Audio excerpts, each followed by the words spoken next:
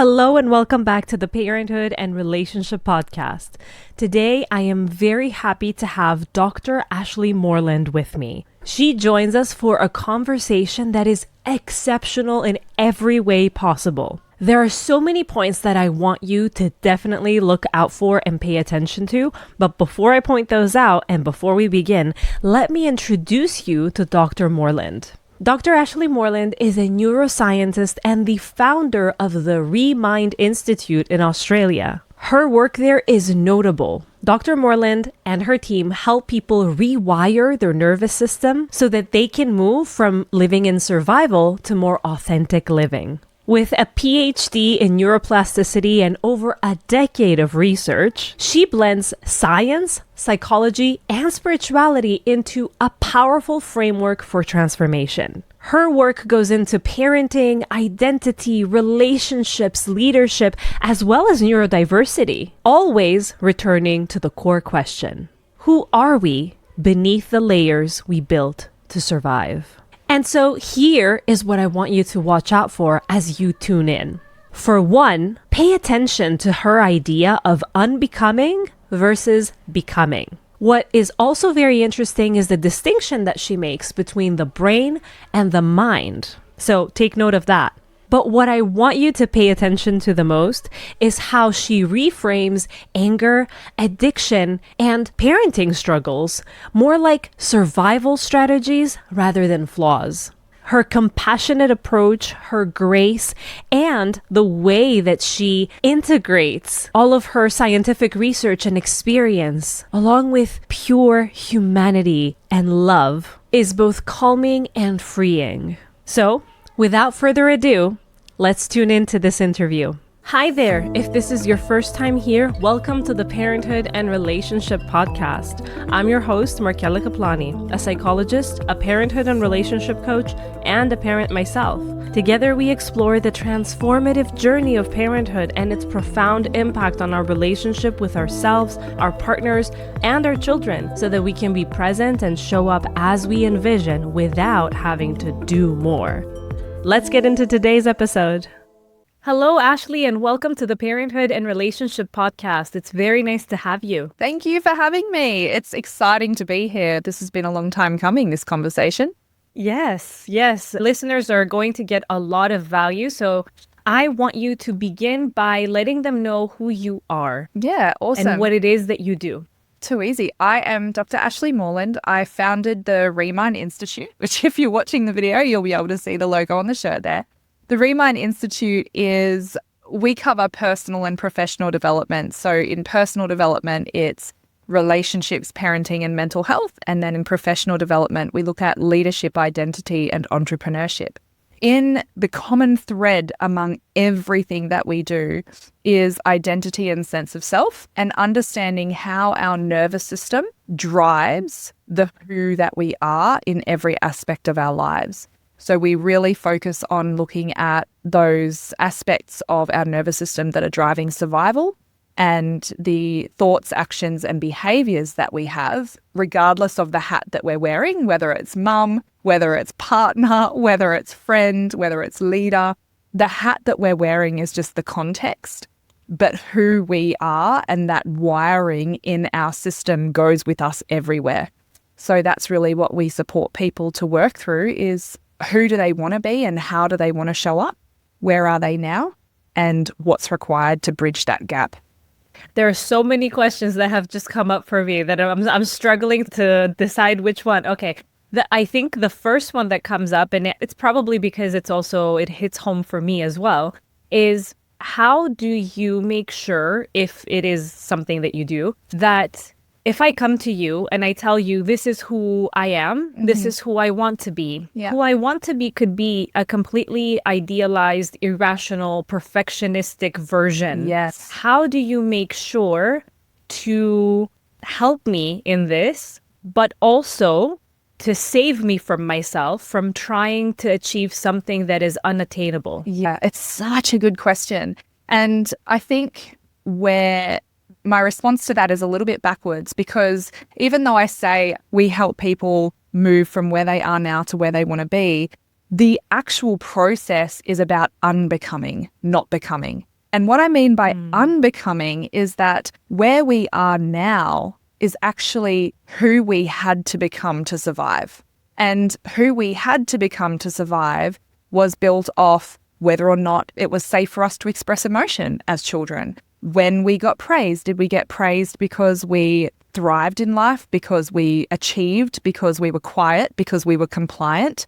Were we in trouble if we had needs? So who we are right now, even including our dysfunctions, is not authentically who we were created to be.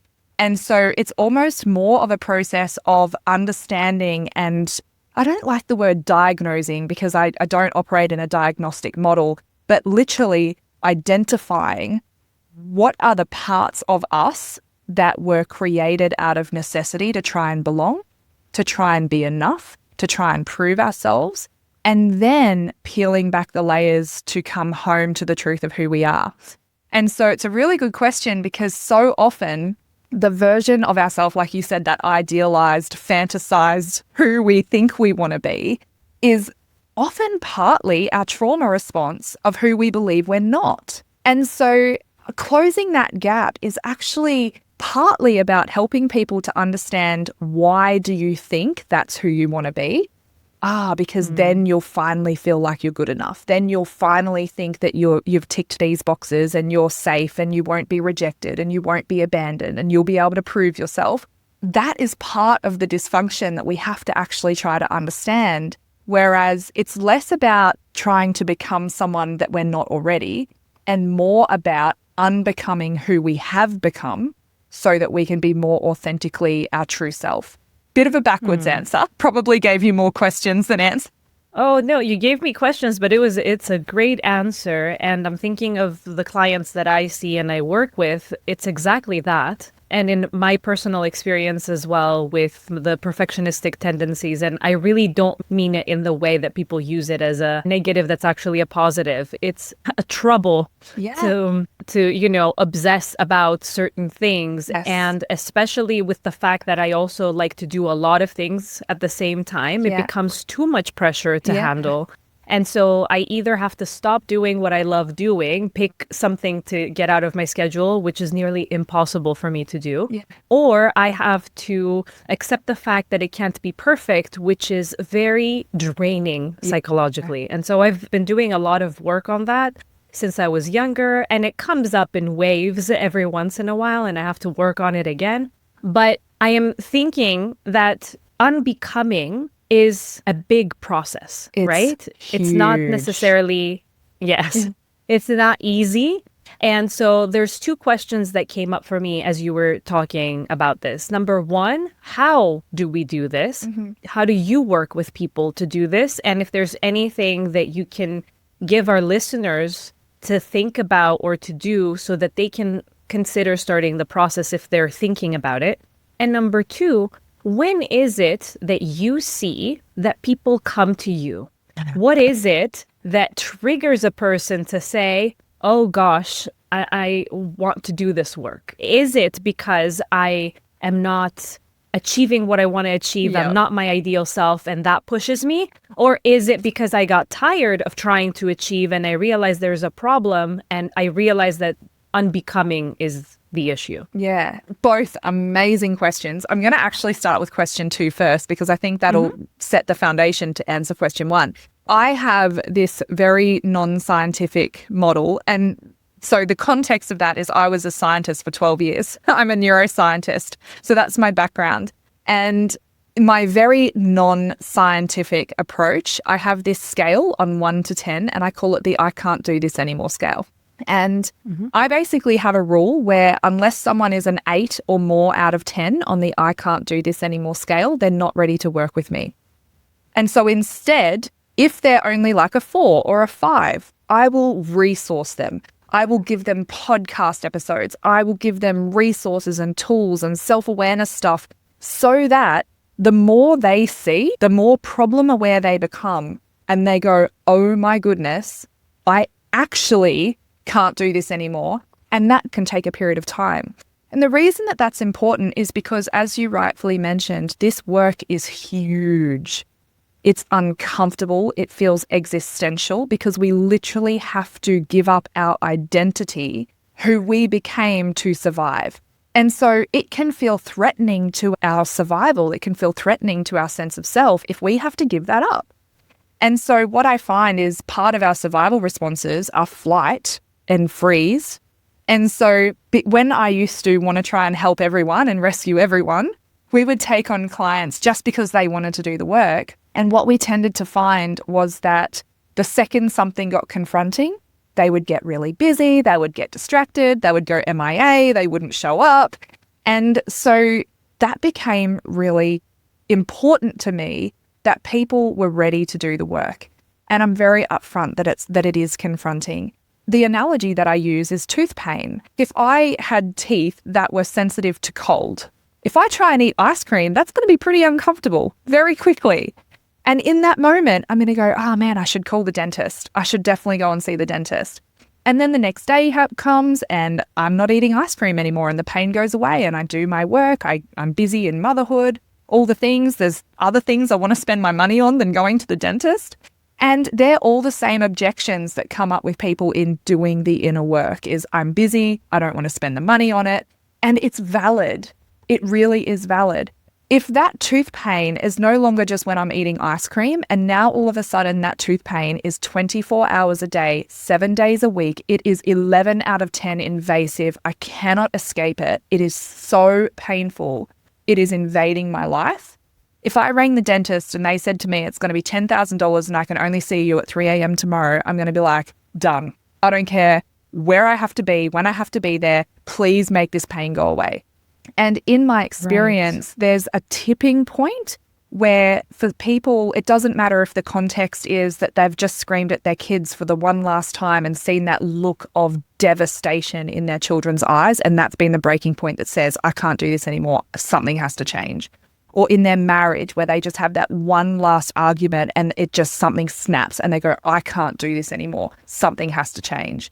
Or in their mental health where they spiral into that really dark place. And that was what it was for me. Like I spiraled into this really dark place and I went, if this is life, I don't want it. So something has to change. And as much as hitting rock bottom is so hard, the benefit of hitting rock bottom is you rebound up. In my experience, one of my dysfunctions is as the helper and the carer and the lover and nurturer of others, I wanted to rescue people from their rock bottom. But in doing so, I prevented their breakthrough because without experiencing the intensity of that discomfort, they were never motivated to take the next step to actually change. And so that was really huge. And every time I have this conversation with therapists, they're like, oh my gosh, so much sense. I've kept my clients too comfortable. So yes, that's probably the first thing is that's when people come, is when they reach that breaking point of I can't do this anymore. Something has to change. And when they reach that point, I'm like, I've got you. I'm not here for you to like me. I've got thick enough skin for you to go, I hate you right now. I'm so confronted by you right now. I don't like you and where you're, what you're making me see. But I say to people that I love them enough to be that person for them so that they can get their breakthrough. That's kind of like the turning point. I absolutely love every single thing that you just said. Yes.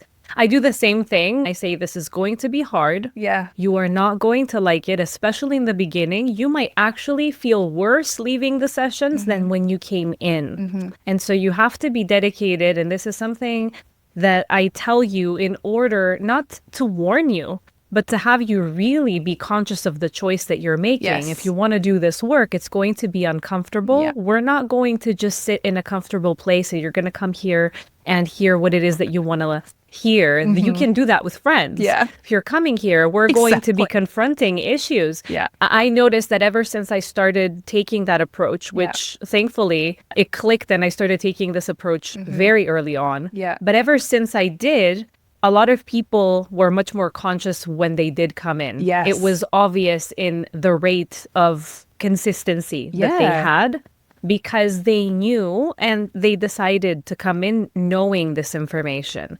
Whereas thinking that, I'll go and I'll do this and maybe Ashleigh will wave a magic wand and she will help me and things will be easy. Yeah. Then it gets very disappointing when it's not easy. It's almost like, hey, if I pay for the gym membership, can you go for me? Can you go and do the workouts? Because that part's uncomfortable. Right. If you pay for the membership, maybe you expect that you're going to get a six-pack just because you paid for the full year. Exactly. It should just appear, right? And so the same thing I find with couples. And since you work with couples, I was wondering what your thoughts are in terms of doing the work, because a lot of times what I see is they think that it should have been easy. Yeah.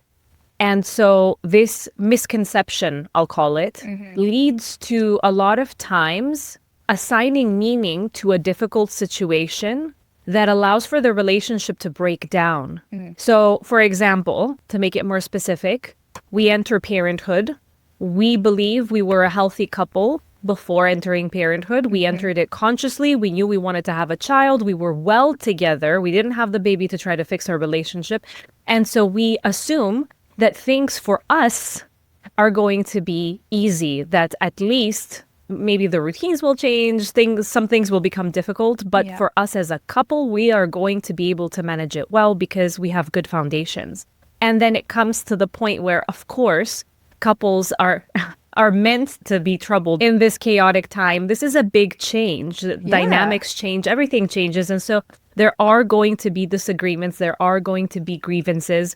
And I think that the couples who felt they were super healthy and bonded before tend to have a more difficult time accepting the difficulties they're having now because they think they should have been able to handle this. And since they can't, it means something. It means that their relationship wasn't good in the first place. Yeah. So now they start doubting that there was love in the first place.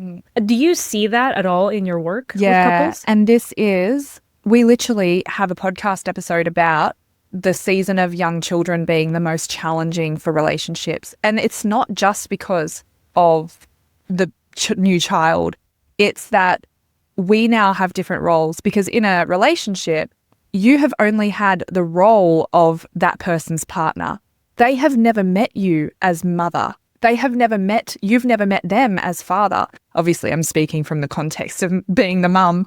And who I am as mum is not who I am as wife. And who he is as father is not who he is as husband. And also, there's threat responses that come up in the nervous system. So purely just from a season of life perspective, you now are sleep deprived. What do we know that sleep does to the brain? Activates the survival responses and basically shuts down the prefrontal cortex, where all of our highest and best self lives, who we know we want to be. That explains a lot about me. Thank you for saying that. I am realizing that I have always, potentially, it hasn't been diagnosed, but I believe that I have always had ADHD. But up until motherhood, I think I masked it extremely well. And then ever since motherhood, it is so difficult for me to contain all the nuances that ADHD brings with it. I'm like, I never had such a big issue. But then if the prefrontal cortex shuts down, then that says a lot, right? Absolutely. So I want you to think about it like a bucket. Sleep empties our bucket. The better the quality and quantity of our sleep, the more empty our bucket gets. And throughout the day, we're going to have stresses that pour into the bucket. And that could be work stress. It could be financial pressure. It could be worry, health pressure. It could be then you bring a child into the mix that literally needs you for their survival. Like their survival depends on you, and you don't get to just forget to feed them like we do the plants and they die, because that would be really bad. And so what happens is not only do we have more pouring into our bucket, the level in the bucket, the water level gets higher and higher and higher, but we also lack the sleep, the rest, the recovery to drain the bucket. And so what happens is when that bucket starts to overflow and the front part of the brain shuts down, because now we are literally just in survival mode, the front part of the brain shuts down. The front part of the brain drives all of our executive function. It drives our working memory. It drives our cognition. It drives everything. If you put all the boxes of ADHD and some symptoms, that's what executive dysfunction looks like when the bucket is overflowing. And so I have this conversation with very commonly mums who are being diagnosed late in life, and they've got these crazy seasons of young children. Back in the day, mums could stay home and literally just had to take care of the home. But now mums are working and trying to take care of the home and trying to keep their children alive and trying to take care of themselves. There hasn't been an equal distribution of that mental load where one of the taps gets turned into dad's bucket. And so I'm seeing it very commonly in females who have that very high mental load of life. Not only is there sleep deprivation where that bucket is failing to empty, but also there is this like 10 taps all pouring into the bucket on any given day. And this is what that risk factor is, because our nervous system is designed to protect us. It's doing exactly what it needs to do to keep us alive. And it's saying, hey, if you don't shut down, if you don't stop, if you don't rest, if you don't recover, I'm going to make you crash. And that's it. We're done. This is how we're going to do this. This is very interesting. Do you find that maybe it's not necessarily ADHD that they're having, these women that you're talking about, and maybe it could just be because of all of this? And so as they start to sleep a little better, they start to maybe redistribute the mental load and the practical load as well, that these symptoms die down. And that means they never had ADHD in the first place, or they had and they can more easily manage it. I mean, this is a gray area. It is. And this is such an important conversation because I'm unmedicated, and 90% of the time I function well. I still have my quirks and I still have my little nuances, but I'm a functioning human being most of the time. Where this gets really messy is people can become very defensive if you suggest it wasn't ADHD in the first place. But what we've got to understand is that most mental health diagnoses, unlike other physical illness or injury diagnoses, are just purely based on a set of characteristic behaviors. Yes. And so when we tick off those behaviors and you go, okay, tick, tick, I tick all of those boxes, well, then we are meeting the diagnostic criteria for ADHD. My point is that we've got to understand, and this is what every one of our programs goes into, literally our foundation program, regardless of if it's for perfectionism and control or addiction or ADHD or anxiety or literally anything, starts with this foundation of understanding the nervous system. And going, okay, the nervous system and the mind are not the same thing. Like people think the brain and the mind are the same. They're not. And if you don't understand the difference, it's going to hinder your journey forward. So yes, there is so much more predisposition to meeting the diagnostic criteria for ADHD. And that's not just our generation.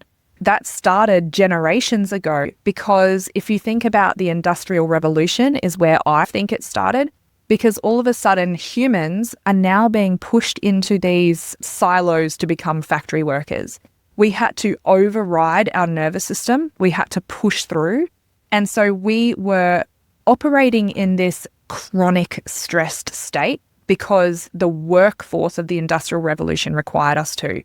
Then what happens is addiction became a very big problem. But then the dynamics in the household, in the home, became emotionally and psychologically unsafe. When mothers are pregnant, our stress hormones pass through the placenta and signal to the developing brain, you're going to be born into a stressful environment, so you need to adapt to survive. So what we see is an overdevelopment of the stress centers, like the amygdala and the survival parts of the brain, and an underdevelopment of the front part of the brain. Now, that is an adaptive survival mechanism, because even the baby, without knowing the context of what life is, because the mum has lots of cortisol in her system, which says it's really stressful, every single day it's stressful, then the baby's developing brain literally goes, oh, I'm going to be born into an environment where there's stress all the time. So I need my brain to adapt to try and keep me alive. And so from a whole generation, we are neurologically predisposed. It's literally a neurotype. We're neurologically predisposed to being hypervigilant and being chronically stressed. And now in our kids' generation, it's probably more likely that you have that neurotype than you don't.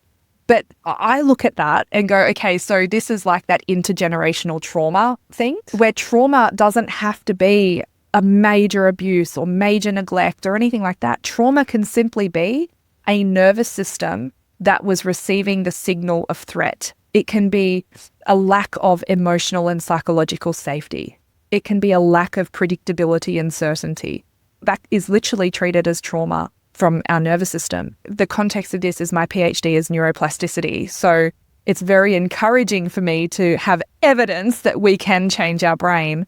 And so everything that we do, whether it's changing the atmosphere of a workplace, changing the atmosphere of a marriage, changing the atmosphere of a parent-child relationship, it is all about creating an atmosphere of emotional and psychological safety.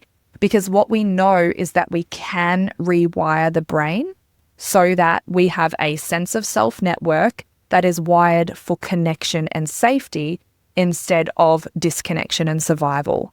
And that to me is the greatest mission and motivator, because if all those generations ago we could pass down intergenerational trauma through this neurotype, I believe that we can pass down intergenerational healing through a neurotype that is wired for safety and connection. So that's what it's all about. Oh, that's beautiful. It's such a hopeful message. It felt like a relief hearing you say that. It gives people the motivation, I would say, to do the work, to go into that uncomfortable place. Yeah. And like you said, when they can't do this anymore, when you reach that level where you've had enough, to know that it's not hopeless. It's not going to stay that way. Yeah. And I think a lot of times, even people who do decide to seek support in one fashion or the other, there is that feeling of, I'm going to need the support forever just to keep me going. Nothing is going to really change. I just need to be held forever. Exactly. But hearing you say that is so important for people to hear, that, this support could start to change your brain wiring so that you are better off, not only while you're being supported, but going forward, you're changed. Yes. And I think that points back to my comment before about our role, because it is not our role just to provide support. Providing support can sometimes be like providing a cushioning so that it doesn't hurt as much. It's our role to drive people to change. And I always say to everyone, if you want to change your life, you have to be willing to change your life. It's not my job to make your unwillingness to change more comfortable and validated. It's my job to be able to lead you through to the change that is actually going to change not only your life, not only your children's life, but every generation after them, just because you were courageous enough to make that change. And I think that the risk is that if we don't have an environment around us where we can be seen, heard, understood, and validated in our growth and healing, and the only way we can be witnessed is if we're in our struggle and we're showing up to get support, all of a sudden, not having our struggle anymore becomes the threat. Because if I'm not struggling, then I lose this sense of connection. I'm not seen, I'm not 100%. Witnessed, I'm not held anymore. And if I don't have you to hold me, then I'm alone. And so I'm going to hold on to my problems so that you can still hold me, because while you hold me, then I know I'm okay and I'm loved. And so there's so much complex relational dynamics that goes on even between like therapist and client or practitioner and client. And it's very risky. Like for us, we lead people on a evolution journey where that's where we do the processing. That's where we actually do the rewiring. But our community after that is no longer about support for your challenge. It's about support for your growth. So where are you heading? What are you working towards? What are you building? What are you creating? What are you excited for? We've got you. Any barriers that come up on the way, We'll help you through that. But our goal is we've got your back for what you're building, not we're going to hold you while you're in the pit. We're not going to enable you. Exactly. Yeah, absolutely. We've gone straight deep into the rabbit holes, haven't we? Yes, I am loving this conversation. I want to have you back on the podcast a million times. This is so wonderful. You mentioned something before that I don't want to forget, so I wrote it down. You talked about the difference between the brain and the mind. And you said that people confuse it. And I understand what you said. So when you said it, it clicked. And I was like, yeah, they are different. Yeah. But then I realized a lot of times, especially in writing, because I don't want to use the same words again and again, I use them as synonyms. And I'm like, oh my gosh, she's right. They're not synonyms. We need to be more careful because the way that we use them is the way that we conceptualize them. Yeah. And so I think that a lot of people will not know the difference. And it's not because they're stupid. It's because we use them interchangeably a lot of times. Yeah. And there is this misconception. So I would love for you to clear it up for all of us. What is the difference between brain and mind? And why is it so important to know this difference? Yeah, this is literally the fundamental foundation of everything that we do that I think separates what we do to the typical mental health industry. I was a customer of the mental health system for over 20 years. I really struggled with mental illness. And in all of that 20 years, it was all, oh, you've got a chemical imbalance in the brain, and here, have this medication that will change your physiology and then change the mood or the behavior or whatever it is on the other side of the physiology. And I recall I mentioned before that I reached that breaking point where I went, if this is life, I don't want it. I've done 20 years of therapy. I've talked about my issues. I understand them like I could write a thesis on them because I understand them that well. And yet nothing is changing.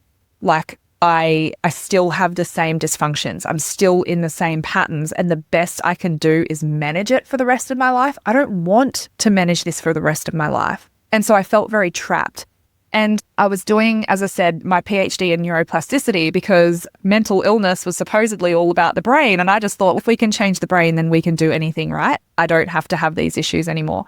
What I found that was so interesting to me was that you can have the exact same like control groups. You can have people on paper who are matched for every single variable. You can control it as much as is imaginable. And yet some people would respond positively, some people would respond negatively, some people wouldn't respond at all. And I just got so curious about the nuance of human behavior and the nuance of human response to things. And for whatever reason, one day I was sitting there and I Googled define mental, like from mental health, define mental. What even is mental health? Because no one had ever given me a definition, but supposedly I had a mental illness my whole life. And I sat there and just stared at what Google said because it said relating to the mind. Now, I was teaching neuroscience. I had a PhD in neuroplasticity. And I sat there and thought, never once in any of my neuroscience textbooks have I ever seen anything about the mind. So why do we put mental illness into neuroscience when the definition of the word mental is relating to the mind? And then I started to go, what is the mind? Okay, if it's not the brain, what is it? And so I went really deep into all of these like therapeutic modalities and I went into all these rabbit holes. And it led me down this path of a spiritual frame of reference and recognizing that, like from a soul perspective, recognizing that this flesh meat suit, my brain is always inside my head of my flesh body. We can measure it. We can hold it. We can scan it in real time. But my brain always has the characteristics of time, i.e. it's always in the now. Wherever I am is now. And that's where my brain will be. And it has the characteristic of space, which means it's always in the here. Anywhere I go, my brain goes. It's here with me, always. My brain can't go back to my 6th birthday and either give me feelings of love and joy and gratitude or feelings of devastation and hurt, depending on what my 6th birthday was like. But my mind can go back to my 6th birthday and give the instructions to my brain in today's here and now, which will then cause that cascade of chemical reactions in my body, releasing hormones and giving me the visceral felt sensation in my body in real time of something that happened 30 years ago. And so I started to get very curious about this and going, okay, so Remind Institute is actually based off a Bible verse that says, do not conform to the patterns of this world, but be transformed by the renewing of your mind. And there's lots of this in many historical texts. It talks about renewing your mind. And what I then actually began to understand was that my mind was like virus in a code. So my computer is the hardware, that's the brain. But my computer, if it starts behaving funny and shutting down spontaneously and, glitching, it's not my computer that's the problem. It's the code in the software that's driving the computer. And so that's how I differentiate the mind versus the brain. The mind is the software. It's metaphysical. It doesn't have properties of time and space. It can go anywhere. It can be at any time. It can even go forward into a future that hasn't even happened yet and create these sensations in real time in my body right now.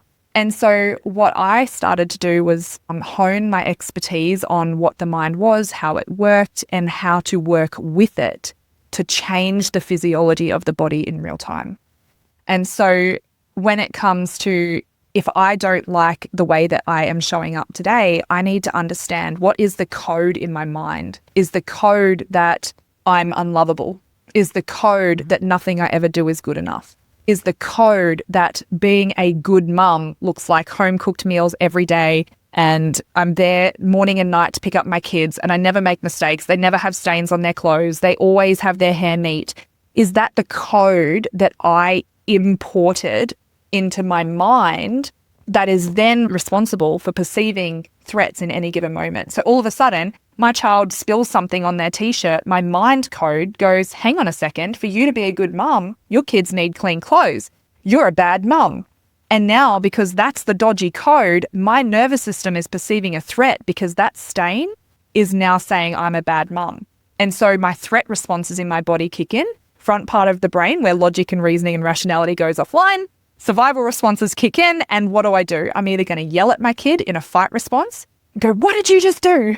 Or I'm going to shut down into a flight response and either walk away, or I'm going to mentally dissociate, check out, make myself busy and distract myself. Or I'm going to shut down in a freeze response and go into internalized shame and internalized trauma and be immobilized. Or I'm going to fawn. And so by virtue of the dodgy code in my mind, because at the end of the day, it's just a stain, it doesn't mean anything other than my child just with their improperly developed motor skills spilt something on their shirt. Very normal thing to happen to a young child. But my mind and the code that's stored in it has assigned a meaning based on some kind of past experience or something I've learned, maybe even from my own mother. I've imported that into my own code, and now my brain, my computer, executes that code without me even knowing it. And I just think there's something wrong with me. There's not. We have to identify what the dodgy code is, where it's come from. And this has done the full circle, because one of the questions you asked me earlier that I never came back to was how would people go on this journey? Where would they start? And all of our programs really are a journey, because we help them to unpack and understand what is the code that's sitting in your mind that is driving these responses in your body. Because if we can identify that, guess what we have available to us now? We have the availability to rewrite the code, and all of a sudden the body comes into order. It's actually so easy. Well, it's so easy. I am thinking of a listener who is not in the field. So thinking from that perspective, do you usually find that there's only one code? Because maybe someone will tell you, oh my gosh, but I have so many codes. We that are full full of driving code. my behavior. Yeah, absolutely. Exactly. And then how easy is it to let go of that code? I loved the example that you gave of the situation in which we find ourselves, that we don't realize subconsciously we keep our struggles as part of who we are because they help us connect. And that is something that people, when it comes up in therapy, people are very shocked to hear it. But at the same time, it really sinks in. They say, oh my gosh, it could be true. So I have this client, I'm going to give one example. There's so many. At some point, she was really struggling to quit smoking. She was growing in so many areas, but she really struggled there. And so we started honing in.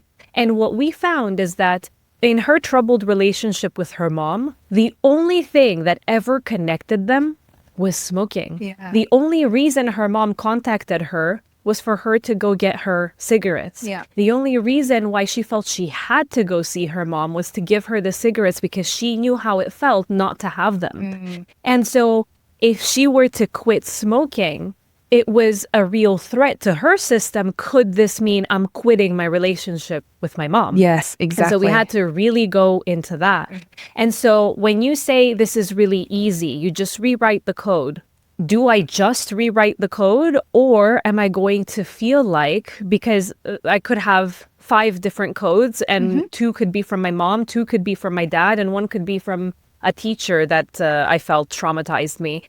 And maybe with the teacher, I'm fine. I'm never going to see them again. But my mom and my dad, can I rewrite the code? Or would that mean that I lose my relationship with them? Yeah. If I start to not care about being perfect, not care about being enough, will I still be able to relate to my parents? And so I may opt in to keep that code. Absolutely, 100%.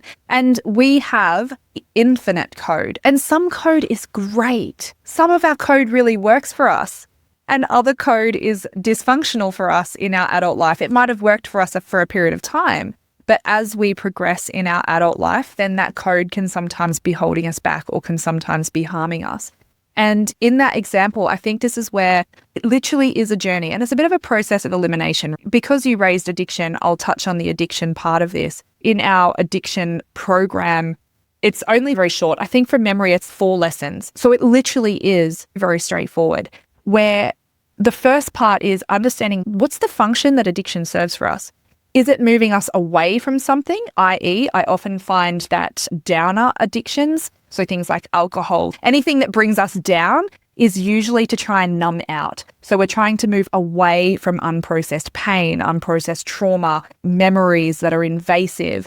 And so the purpose of that addiction, it's not as easy as just going, well, stop drinking. Because if I stop drinking, then I have to be present with all this stuff that I don't know how to be present with, and it's really uncomfortable. And so what I find is that it's actually not about the thing. It's about understanding the function and the purpose that thing serves. What is it moving us away from? I.e., uncomfortable thoughts, invasive thought, uncomfortable feelings and emotions. Then what is it moving us towards? Is it peace? Is it clarity? Is it sleep? It could be anything. Whatever it is for that person, that's understanding the substance or behavior even at a function level. And then it's about unpacking and going, okay, if it's moving us away from unprocessed emotions from trauma we experienced in the past, then my ticket to freedom is to process the emotions that I'm trying to avoid. And so when I can process those emotions, not only logically, so talk-based therapy is often front of brain, but somatically, and actually, because an emotion isn't just a feeling, an emotion is chemicals in the body. So we know what it feels like to have adrenaline flood our system. We know what it feels like to have cortisol flood our system, whether we've been triggered, whether a real threat has happened. We know what that feels like. And when that adrenaline or cortisol hasn't been able to be metabolized appropriately, we store it. And it's that unprocessed chemicals of emotion that's like bubbling to the surface when we get triggered to try and finally come out. But then we don't have the skills or the processes to be able to navigate that because we were never allowed to do it in our early life. We were never shown how to safely release emotion in our early life. If we cried, if we had a tantrum, if we stomped our feet, if we screamed, we were shut down. And so we were taught, no, these chemicals can't be metabolized. I just have to hold on to it. A multiple point approach in going, okay, what is really coming on? What's the code? How's it impacting me? And what's my ticket to freedom? Because sometimes it is literally just rewriting the code when we can go, oh my gosh, no, I didn't even realize that was the agreements I was having. And now I get to be a good mum when I'm present with my kids, when I'm emotionally available, and the other stuff just doesn't even matter, right? So maybe it is, when it is about rewriting the code, it is very easy. But then when we also know what that underlying issue is, it becomes easy because we actually just get to deal with the issue. If it's unprocessed emotions, we just process the emotions. Sometimes it's even a skill that we don't have. For example, setting boundaries. If someone has never been taught how to set a boundary, they can know that they need to set a boundary. But then you say, okay, what are you going to say? When are you going to say it? How are you going to say it? Are you going to text it? Are you going to call them? Like, how do you set that boundary? And they're like, I have no idea. And so sometimes the liberation and freedom comes from equipping and going, okay, I'm going to teach you a new skill.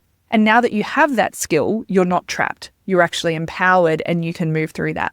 Because sometimes the code is, I don't know. I don't know how to set a boundary. But now you do because we've taught you. So it can be so varied, and it really comes down to taking someone on a journey to understand what their code is, first and foremost. Secondly, what's their ticket to freedom, and then giving them the tools to be able to achieve that. Very nice. Based on the work that I do in my training, for the first few years, I focused more so on talk therapy. Yeah. So what I did and mainly still do is talk therapy. Mm-hmm. However, it's been a while that I've noticed through experience that it's not enough. Yeah. I completely agree with you.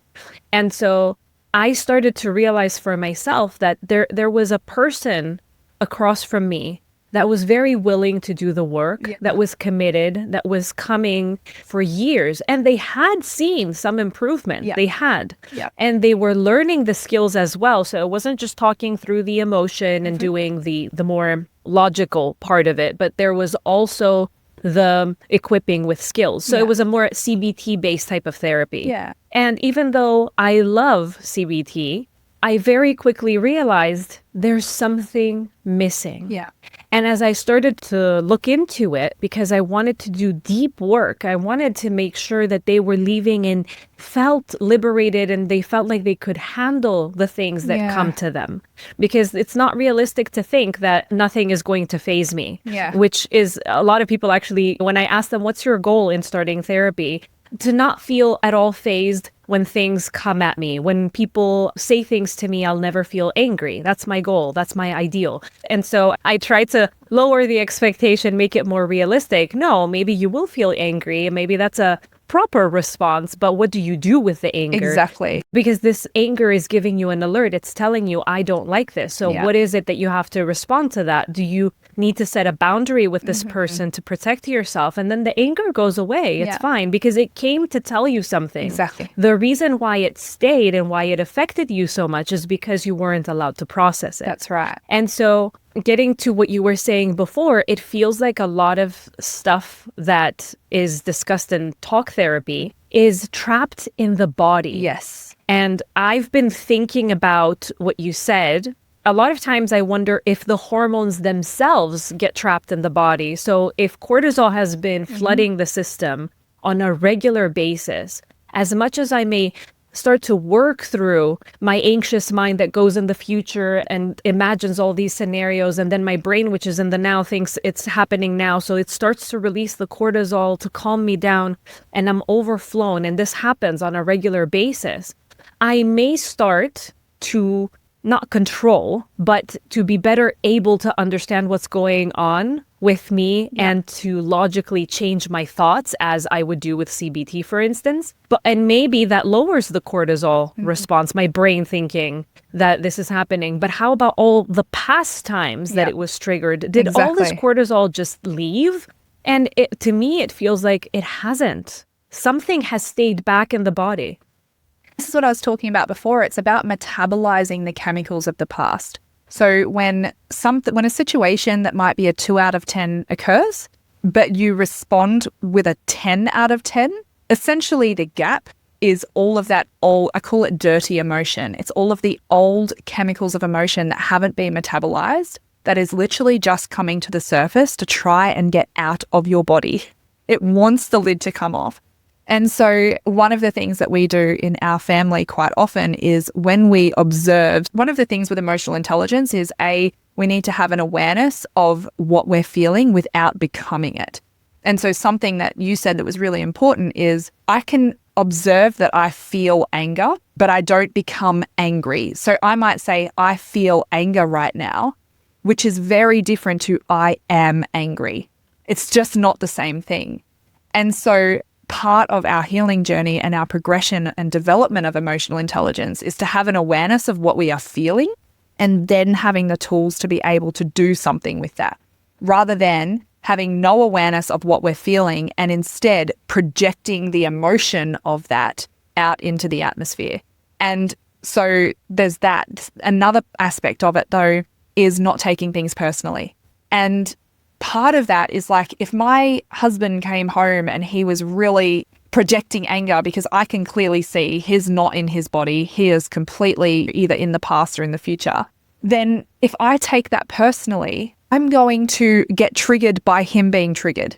And I'm going to either fight back, I'm going to shut down, I'm going to walk away, I'm going to react to him being in this response, which is not helping him. It's not co-regulating him. It actually just adds fuel to the fire. And so by recognizing that right now, if he's getting really reactive and he's in this state of fight a lot, that's telling me that there's some unprocessed chemicals in his body. And actually, probably the best thing he could do is to go for a run, go to the gym, do a scream session, go in and punch the bed and actually metabolize the chemicals, because it takes 90 seconds to metabolize the chemicals of emotion from our body. That's it. And so it's mental. And so once we actually understand the somatics of how do we move that through our body, and that could be shaking, like a lot of limb shaking. I don't know if you can see me doing this, but whole body shaking. It can be patting like this. It can be jumping. It can be tensing. It takes 90 seconds to metabolize the chemicals of emotion. And once we've metabolized it, then you will literally feel the sensation in your body to go. It feels like you're deflating, but in a really beautiful way. And then once you've deflated and those chemicals are no longer present in your bloodstream, you feel embodied again. You're like, I'm back. I'm here. This makes a lot of sense with anger and with anxiety. Does this work in the same way, or would there be different techniques to release the chemicals when it comes to feeling catatonic or depressed? Yeah. If something has completely let me down, I feel hopeless. Is there a different thing? Because I can easily imagine myself jumping, dancing, doing all these tapping things when I'm angry or anxious, because I'm in a more high state. These feelings are more active in a sense. Because they're adrenaline driven. Right. Yeah. But on the other side of things, how does that work? Do I still put myself in that place to try to do those things that will help the same way? Or is there something else that I should be doing instead? Yeah. It's really interesting because with depression, it's more aligned to a freeze state, which is a collapse of the nervous system. So that's often when it can put depression next to burnout. Burnout and depression are often diagnosed either side by side or misdiagnosed for each other. Because depression is these feelings for no reason and burnout is these feelings for a reason. That's pretty much the main diagnostic difference, right? So it can be an overstimulation of that fight-flight response, in which case doing some of this stuff can be really helpful. However, if our body has gone into the point of collapse, nurturing it back with some, how do I describe this? The analogy that I use is we have, let's say your house is on fire. You've got some tools to put the fire out, which is things like a fire extinguisher, a fire blanket, calling the fire brigade, getting them to come and put the fire out. So that's what I call the parasympathetic tools, things like our breathing, our meditation, things to be able to support us back into rest and digest. But in my experience, when it comes to burnout and depression, often it's more because of the dodgy wiring in the first place. Because if I needed those tools every single day, eventually the fire brigade are going to show up and say, can you please fix the dodgy wiring, call an electrician and stop setting your house on fire. And that's where I find that actually doing that deep emotional processing work, not so much somatically, but actually doing that deep processing work of allowing us to release sadness from the past that we were never allowed to release, it wasn't safe to release. The biggest one is commonly shame. So if we've held shame, it gets very heavy. Shame is the not enoughness. It's the hopelessness and the helplessness. And if we haven't been able to reconcile our sense of hopelessness and helplessness or not enoughness, that gets heavy and our body kind of shuts down and reaches a point of why bother? I'm just going to wait to die, basically. And so I find that with depression and burnout, those require a slightly different approach because so much of it is about building sense of self, back to empowered, back to not helpless and not hopeless, and reigniting that hope again and being able to see a future that right now feels completely unattainable. So when we can give people a vision and give people a roadmap to being able to reach that vision, things become possible for them and the past can melt off with intention.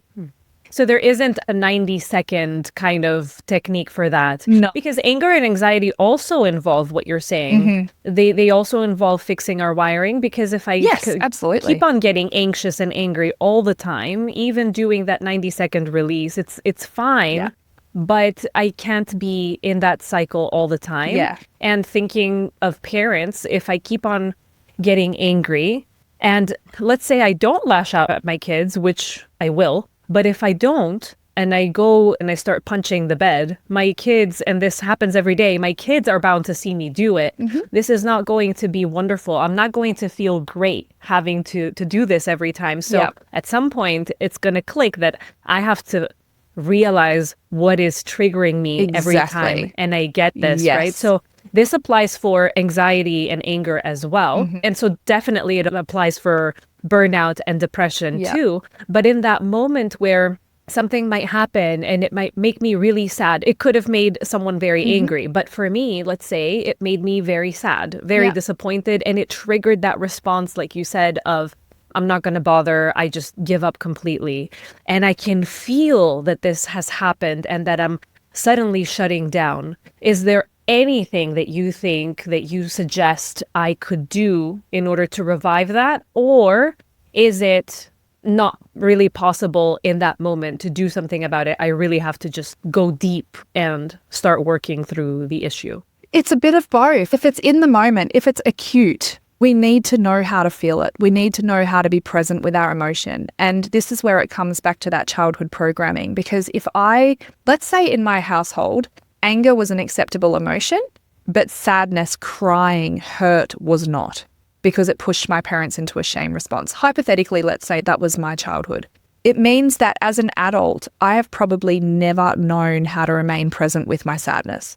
And so anytime sadness is present, it actually becomes threatening to my nervous system, which is why there is that adrenaline and cortisol response, not because the situation warranted it, but because the presence or expression of my sadness in response to the sad situation is not a safe emotion, because I was taught that as a child. And that's where you get a dual effect, if you like, of almost like that fear response as well as the sadness.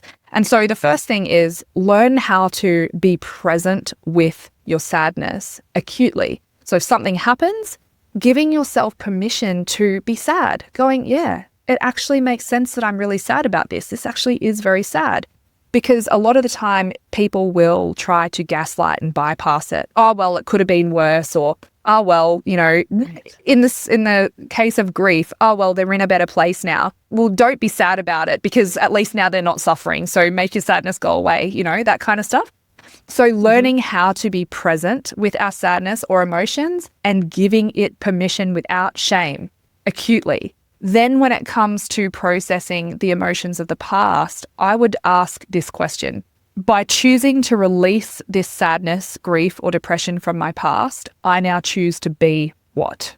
Maybe it might be free. I choose to be happy. I choose to be, I don't know, what, peaceful, light. And simply by virtue, like we have this amazing thing called the reticular activating system in our brain, and it's what we focus on expands.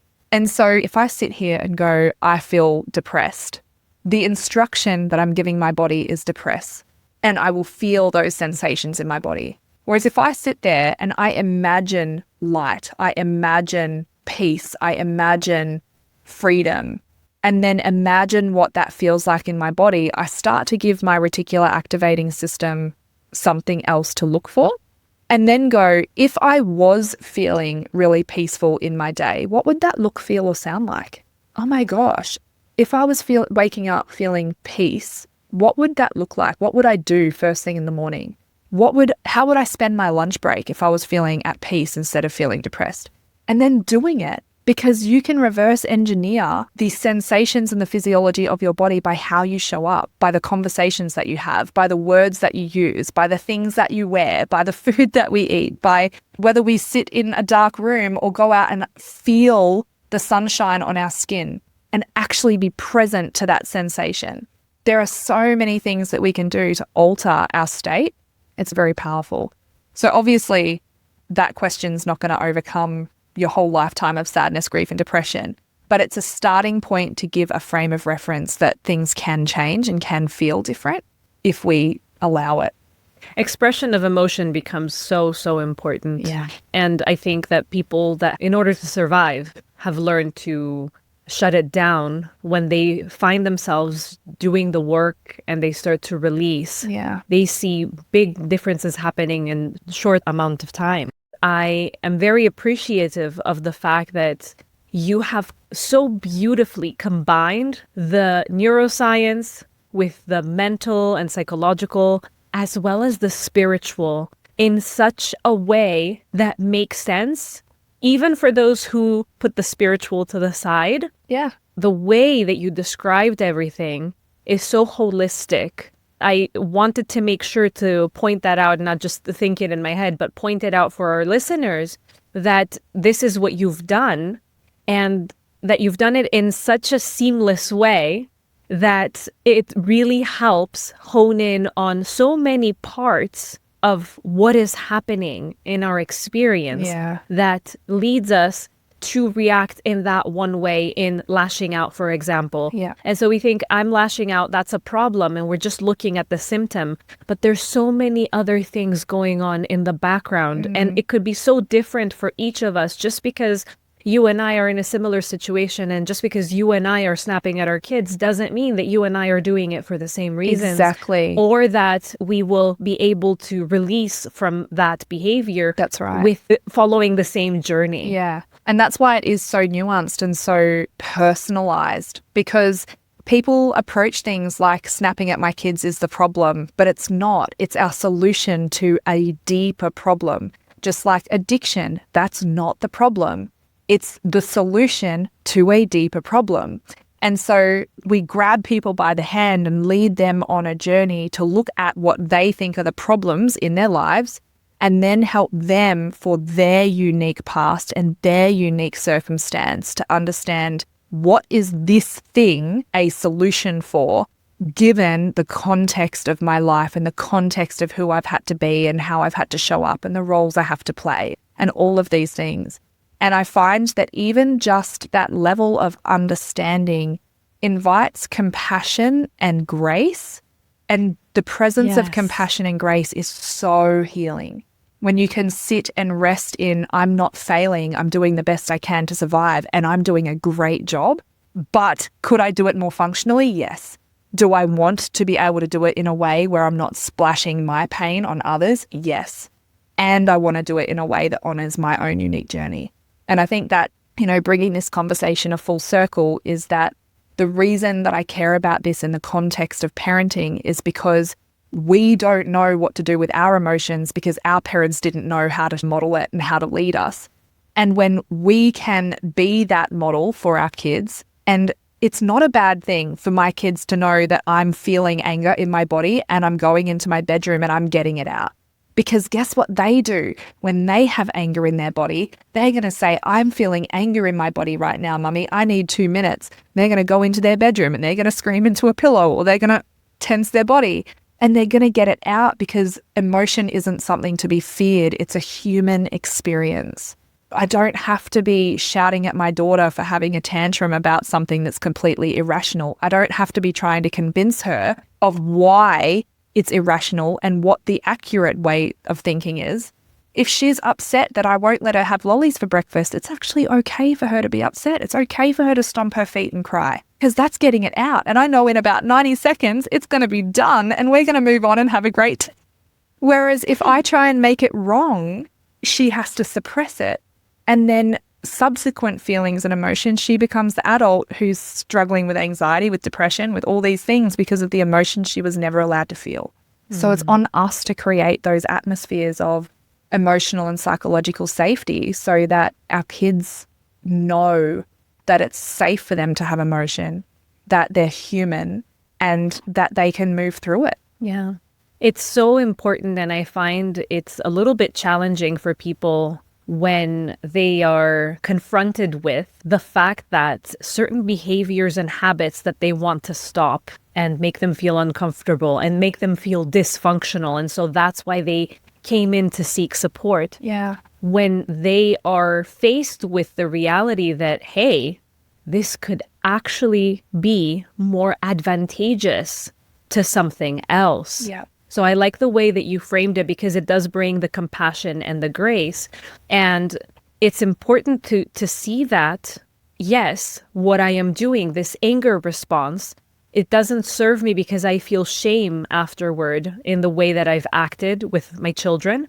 But how could it be better? How could it be protecting me instead of me being calm in that moment? And so if we start to look at it that way, I always explain to people, our brain is intelligent enough to not choose our mind, not choose to do something that is not advantageous to us. For our safety and survival. Exactly. Yes. And so if I am doing it because this serves me more so than that ideal that I have been seeking. Exactly. And like you said, there are codes that make it seem and make it so, not seem, that it serves me better. Yes. And so then if I rewrite that code, I no longer have a threat that I feel so intensely. Exactly. And that anger that empowers me, because I find that anger is a secondary emotion, in my opinion.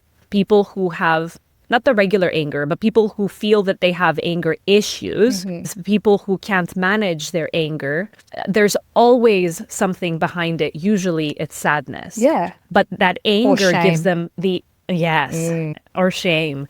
And anger empowers them. Yeah. And it becomes advantageous because otherwise they may have gone into a catatonic stage. They may have not defended themselves and put themselves down. And so I like the way that you bring this full circle and the grace and compassion that you give by saying, hey, this is happening for a reason. It's protecting you somehow. It's a response that you choose not because you're a bad person, but because you are trying to survive from something that involuntarily we're told is a threat, right? Yeah. And maybe your parents didn't want to do this. They did it to protect you. But okay, what do we do about it now? Exactly. And that is the most powerful thing, because in my experience, and I lived this myself, my son is almost 12, and he's old enough to remember the version of me when I used to be chronically stressed and snapping all the time. I needed to control everything to feel safe. I needed everything to be perfect all the time, because if it wasn't perfect, I felt like I was literally suffocating. And he remembers this version of me who used to scream a lot and who used to just have such a low threshold for stress. And he also recognizes that I changed and that I'm different now. Whereas my daughter, his sister, is 3 years younger than him, and she was too young to remember. So he remembers a version of me as his mum that she doesn't even know.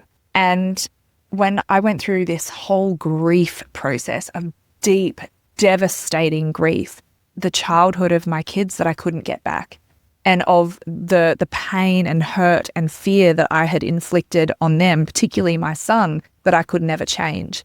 And I have parents often say to me that they're grieving and that if they had have known, they would have done it differently, or they would have done the work sooner, or whatever that looks like. And my response to them is that it's never a bad thing to do the work when you do the work. And so your timing is perfect. You've got to trust that there is a divine plan for your life. There's a divine plan for your children's life. And at whatever time it is that you're doing it and you're showing up is perfect timing, because you are modeling to your kids that if you don't like something, you can change it. And I would much rather my kids see something and go, oh, mum didn't like it, so she changed it and I can change it too. If I don't like something, I can change it. Than to have someone feel trapped, or to my kids not like something about the way that they're behaving or something in their life and not have a frame of reference to go, that's okay. It's not a threat for me to not like this. I can just change it. I can just show up different. I can just learn. I can do it differently. That is so empowering and exciting for me. Oh my God. I was going to ask you if you would leave us with one thing for the parents, but I think this is it. This is the one thing to keep, that it's never too late to do the work, that it's okay to grieve for the years that you feel were lost or in any shape or form you are sad about them. And it's good to grieve in that process, but to also feel empowered that it makes a difference even now, you know, when you feel it's too late, but it's not. It's not too late. You got there when you got there, not because you failed, but because that is the journey you were meant to have. And it's wonderful that you're here and you're doing the work now. So absolutely. I love this as a closing message. It's been such a great conversation. We've covered so many different things, but just for the listeners, the context, we were talking at the start about what do we want to cover? And I just said, I'm just an intuitive conversation. It'll go wherever it goes. And I love where it went today. I think